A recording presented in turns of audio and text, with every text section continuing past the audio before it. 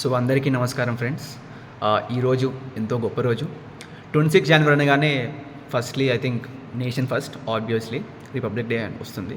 So ఈరోజు అదేవిధంగా ఇంకొక పర్సన్‌ది బర్త్‌డే ఉంది. He is none other than Raviteja garu. Mass Maharaj Raviteja అన్న. Many happenings of the day అన్న Ravanna. Wishing a lots of love and happy birthday and many birthdays to come. Many sweet birthdays to come and healthy birthdays to come అన్న. And really అన్న I think మీ యొక్క story అంటే ఎలా అంటే మీ మీద biopic తీస్తే కనుక వావ్ అసలు ఎమోషనల్గా అయిపోతాం అసలు అందరం అని. ఎలా అంటే అసలు రవి అన్న ఎంత కష్టపడ్డారో అని చెప్పడం కంటే కూడా మనం చూస్తే తెలుస్తుంది సినిమాలో. ఆయన అసలు 35 years తర్వాత ఎవరైనా పర్సన్ అన్నీ కోల్పోతాడు, కానీ ఆయన సినిమాని వదలలేదు.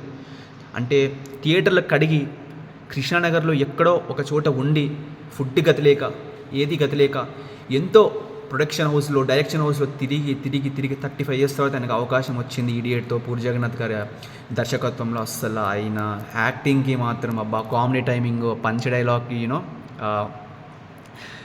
డ్యాన్సెస్ కానివ్వండి, ఒక స్పార్క్ కానివ్వండి, అది ఒక యాక్టింగ్ అనేది సింపుల్ ఈజ్ సూపర్ అన్న రవి అన్న. వెరీ హ్యాపీ అన్న.